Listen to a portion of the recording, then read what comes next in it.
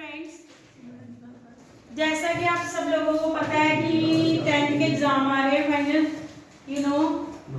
और उसके रिगार्डिंग हमने प्री बोर्ड के तो क्वेश्चन सॉल्व कर लिए हैं। अब फाइनल पेपर के लिए पार्ट ए हम सॉल्व करेंगे फाइनल एग्जाम की प्रिपरेशन के लिए।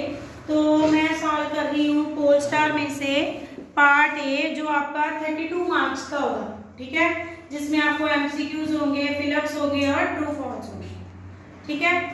तो ये मेरे पास अब पोलस्टार है, उसका मैं प्रैक्टिस पेपर नंबर 1 सॉल्व करने जा रही हूँ। तो पार्ट ए में मेरे पास क्या है, एमसीक्यू मतलब मल्टीपल चॉइस क्वेश्चन, और हर एक क्वेश्चन का 1 मार्क होगा, क्लियर। तो सबसे पहले मेरे पास फर्स्ट सम है, complete the prime factorization tree. देखो बेटा, ये हम 6th क्लास से करते आ रहे हैं, प्राइम फैक्टराइजेशन ट्री, कोई डिफिकल्ट बात नहीं है। 2 16 है, 16 2 के टेबल में कहाँ पे आता है, 8 2 8 16, 2 4 8, 2 2 4। इट मींस मेरे पास बॉक्स में क्या आएगा, बी सॉरी ए। तो कौन सा ऑप्शन टिक होगा इसके लिए, ए। आपको पेपर में क्या करना है, ऑप्शन आपने टिक करना है, साथ में जैसे फर्स्ट नंबर है, फर्स्ट का ऑप्शन क्या आ रहा है, ए, ओके, ऐसे राइट करना है।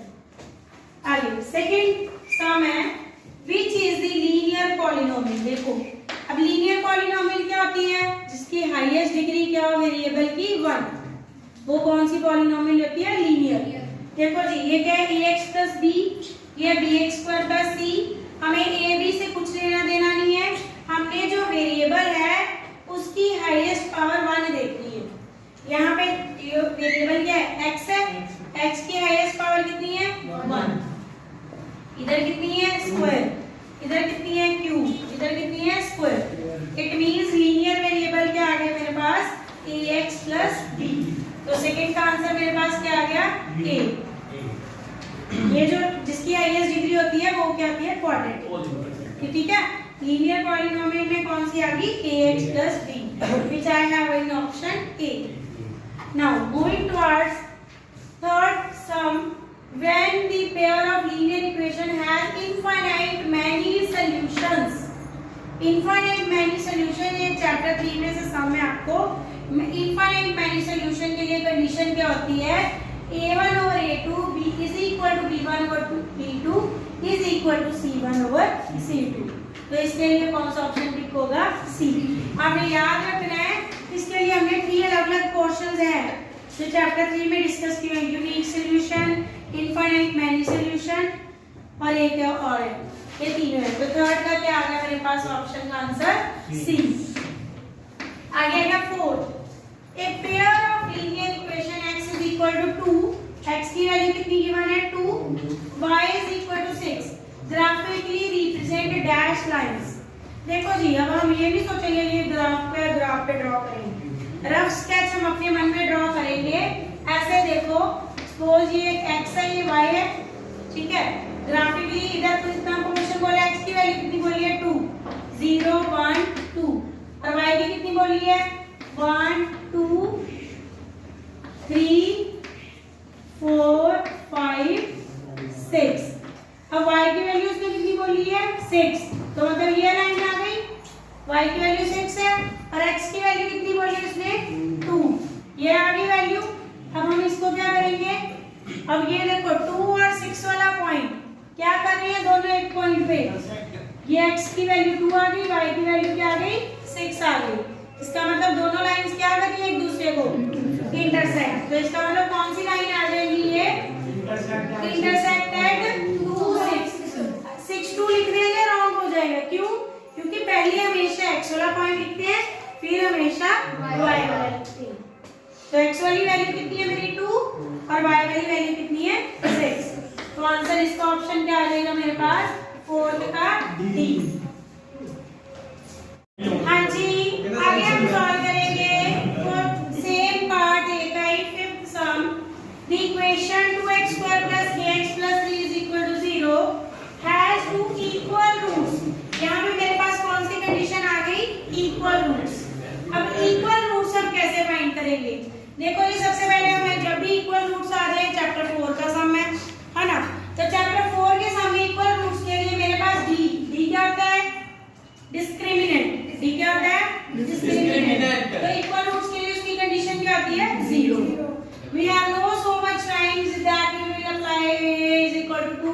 B is equal to K, C is equal to 3 because we have only answer, we have to choose only one option. Okay, तो हम इसे सिर्फ रफ वक्त में सॉल्व करेंगे और आंसर को टिक करेंगे। तो D is equal to B square minus 4AC, D का फॉर्मूला क्या है? B square minus 4AC, B की जगह क्या आ गया मेरे पास? K square, 4, A की जगह क्या आ गया? 2 और C की जगह क्या आ गया? 3। तो क्या आ जाएगा? K square minus 4 to the 8 24 का अंडर रूट स्क्वायर अंदर जाके क्या आ जाएगा? अंडर रूट 24 का अंडर रूट 4 6 का 24 4 का अंडर रूट 2 हो जाता है, मतलब क्या आ जाएगा मेरे पास? 2 अंडर रूट 6। ऑप्शन में है मेरे पास डी ऑप्शन। ठीक है, ऑप्शन कौन सा टिक होएगा? डी। फिफ्थ का क्या आ गया? डी। आगे जी, आगे मेरे पास आ गया 6 सम। 6 सम में क्या बोला है उसने? Find the 10th term of AP. AP की बात आ गई, एन का फॉर्मूला लगेगा, है ना? तो एपी के लिए सबसे पहले हम क्या फाइंड करेंगे? डी। यहाँ पे ये स्मॉल डी है, small D means common difference. तो कॉमन डिफरेंस मेरे पास क्या आ जाएगा? 7 - 3 4 a2 - a1।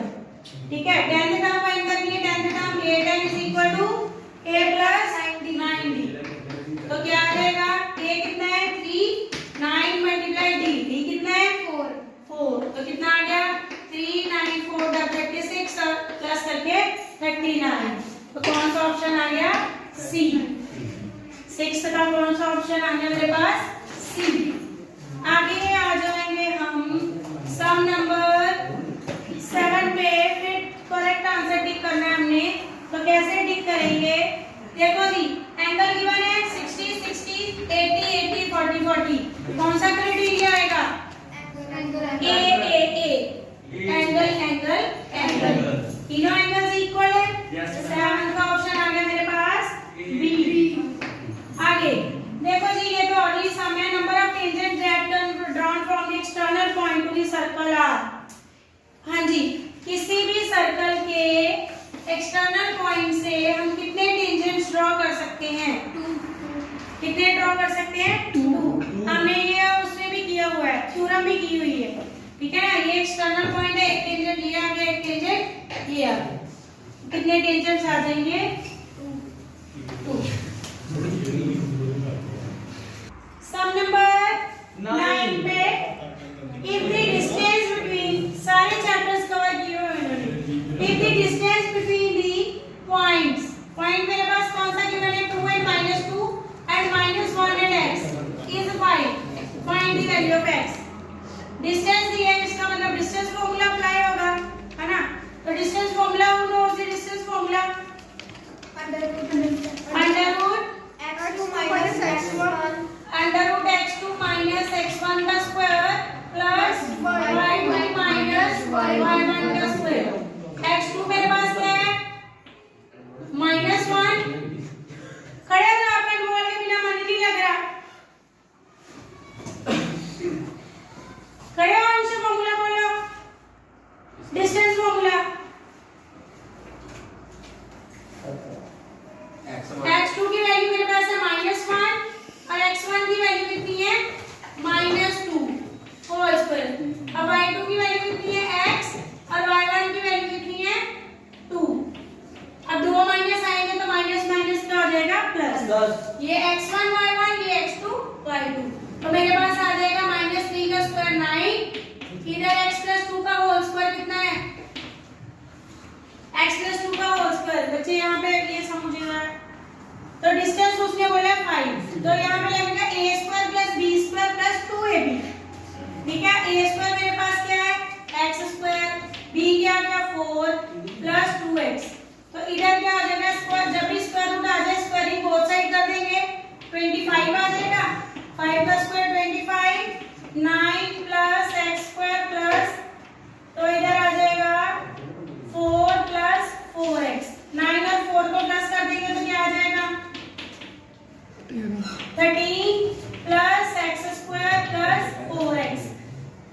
तो क्या हो जाएगा? 0 = x² + 4x 13 - 25 को उठा के उधर ले गए, उधर जाके किसका हो गया माइनस। अब क्या होगा 0 इज इक्वल टू, ये क्वाड्रेटिक आ गई, 13 में से 25 माइनस किया, क्या आ गया मेरे पास, कितना आ जाएगा 2 12, कितना आ गया मेरे पास 12। अब देखो ये क्वाड्रेटिक इक्वेशन बन गई, मिडिल टर्म सेपरेट कर लो, 12 मल्टीप्लाई करके चाहिए प्लस माइनस करके 4, तो क्या आएगा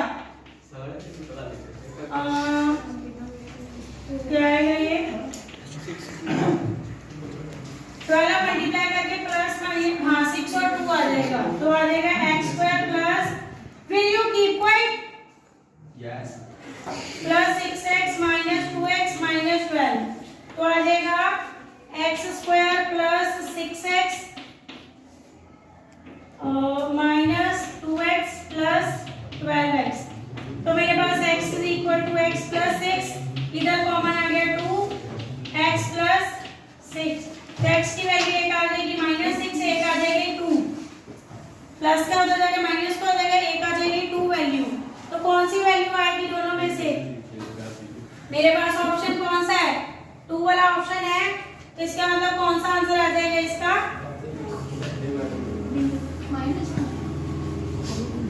-2 आएगा, -2 नहीं आएगा, क्योंकि मेरे पास आंसर में आया x प्लस 6 x माइनस 2, तो x की वैल्यू आ गई -6 और दूसरी क्या आ गई 2, तो इसका मतलब ऑप्शन कौन सा टिक होगा B.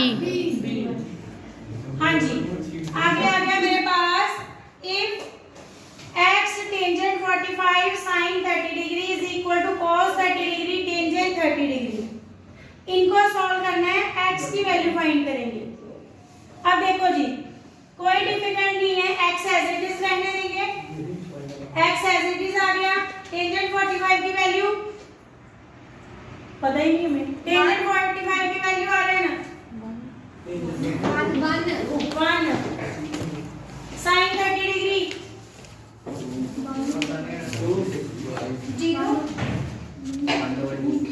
1/2 is equal to cos 30 √3/2 √3/2 और टेंजेंट 30 1/√3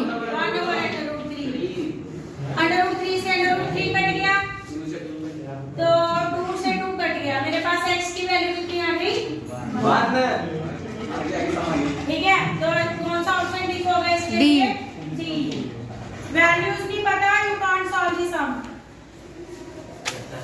हाँ जी, आगे आ गया 11th part, 11th sum, sin 2b is equal to 2 sin b is true, then b is equal to, तब b की वैल्यू मेरे पास किसके इक्वल आएगी, देखो जी sin 2b is equal to 2 sin b, अब इसको कैसे लिखेंगे, ये शायद +1 का सम है, यहाँ पे आता है sin 2 थीटा का फॉर्मूला होता है 2 sin a cos a is equal to 2 sin b, sin 2 theta का फॉर्मूला होता है 2 sin थीटा cos थीटा, ये +1 में है, तो sin b से sin b कट गया, मेरे पास क्या बच गया 2 से 2 कट गया, cos b is equal to 1। अब cos की वैल्यू कहाँ पे 1 होती है, cos 0 1 होता है कि cos 90 1 होता है, cos 91, cos theta cos 0 degree की वैल्यू कितनी है, cos 0 डिग्री की वैल्यू 1 होती है, इसका मतलब यहाँ पे मैं क्या लिखूंगी cos 0 डिग्री, तो उसने एंगल पूछा है, तो मेरे पास कौन सा ऑप्शन टिक होगा यहाँ पे डी वाला। You don't know the values, you can't solve the sums। हाँ जी, अगला आ गया, ये है 12 चैप्टर का सम, हमने वैल्यूज में सॉल्व किया हुआ है, उन्होंने जनरल पूछा है, if the sum of areas of two circles, areas की बात की है, एरिया ऑफ सर्कल का फॉर्मूला क्या होता है, एरिया ऑफ सर्कल का फॉर्मूला क्या होता है पाई आर स्क्वायर, तो मेरे पास क्या आ जाएगा, 2 सर्कल की बात है पाई r1 स्क्वायर, सम बोले प्लस आ जाएगा, दूसरा क्या आ जाएगा r2 square, capital R1 is equal to the area of circle of radius R1